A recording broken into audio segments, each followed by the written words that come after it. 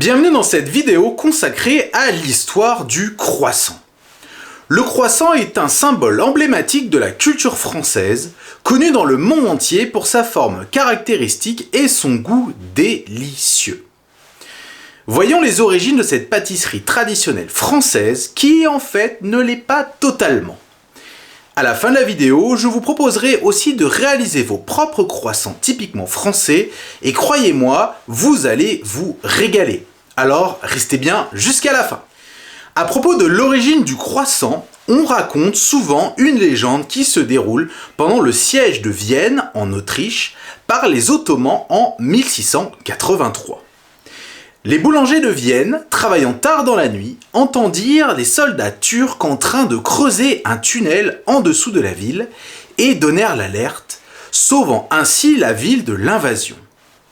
En récompense, les autorités municipales permettent à la corporation des boulangers de confectionner une pâtisserie en forme de croissant, emblème du drapeau turc. Et pour expliquer l'arrivée du croissant en France, on évoque souvent le rôle de Marie-Antoinette, reine de France d'origine justement autrichienne, qui aurait donc importé cette pâtisserie dans notre pays. Mais attention, après la légende souvent romancée, il y a la réalité. Le croissant, qu'on appelle Kipfel en autrichien, existe à Vienne bien avant le siège de la ville en 1683. Et d'autre part, les croissants n'apparaissent à Paris qu'au milieu du 19e siècle, plus de 50 ans après la mort de Marie-Antoinette. La forme du croissant n'est pas anodine. On peut rappeler qu'historiquement, depuis 25 000 ans au moins, les hommes représentent la forme du croissant dans les arts tout en l'associant à la lune ou à la corne d'un animal, voire aux deux. On suit une idée ici de fertilité, de fécondité ou d'abondance derrière cette forme particulière.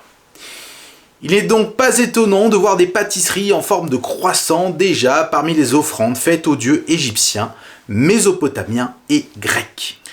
Notons aussi que chez les premiers chrétiens, on retrouve cette forme de croissant dans le domaine strictement religieux, notamment dans les premières représentations de l'Eucharistie, qui est, on le rappelle, une allusion au dernier repas du Christ et où, traditionnellement, les chrétiens partagent du pain et du vin qui sont considérés comme le corps et le sang du Christ. Cet acte symbolique est censé représenter le sacrifice du Christ sur la croix, par lequel il a offert son corps et son sang pour le salut de toute l'humanité. Mais revenons à nos moutons, ou plus exactement à notre croissant.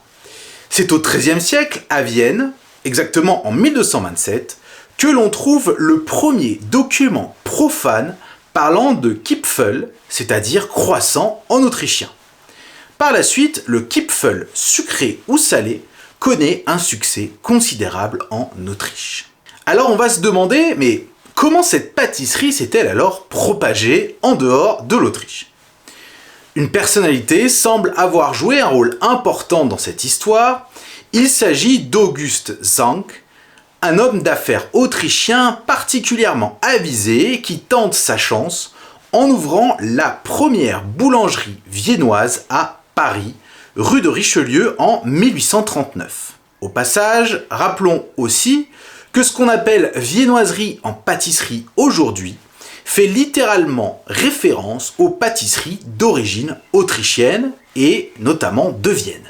Son succès est en tout cas fulgurant, si bien qu'en 1840, 2 pièces de théâtre de vaudeville citent déjà sa boulangerie comme « the place to be ». Alors apportons quelques précisions pour cette boulangerie. Parmi les spécialités de la maison se trouvent en effet le pain viennois et bien entendu le Kipfel, futur croissant.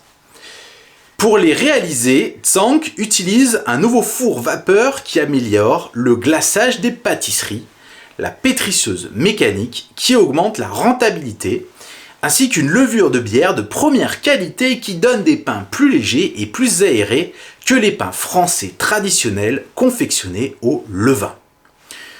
Le succès en tout cas est immense, si bien que le croissant entre au dictionnaire littré en 1863. Dès lors, les Parisiens ont rapidement été séduits par le goût et la forme du croissant, qui est devenu depuis un incontournable de la boulangerie française. Notons d'ailleurs qu'aujourd'hui, le croissant joue un rôle important dans notre culture. Il est souvent associé au petit déjeuner, accompagné d'un café ou d'un jus d'orange frais. Il est également apprécié comme un encas pour une pause dans l'après-midi et est souvent présenté lors de fêtes et de célébrations. Aujourd'hui, le croissant est donc un symbole de la gastronomie française, reconnu dans le monde entier pour son goût délicieux et sa forme emblématique. Il existe de nombreuses variations d'ailleurs de croissant, avec des garnitures telles que le chocolat, l'amande, de la confiture, mais le croissant classique reste un favori incontournable. Voilà donc pour l'histoire du croissant. J'espère que vous avez apprécié cette vidéo et que vous aurez appris quelque chose de nouveau sur ce symbole gastronomique de notre culture. N'oubliez pas bien sûr de laisser un commentaire pour partager votre amour pour le croissant et à vous abonner si vous avez aimé cette vidéo. Ne manquez pas en tout cas les prochaines sur la gastronomie française et son histoire. À bientôt pour une prochaine vidéo. Ciao!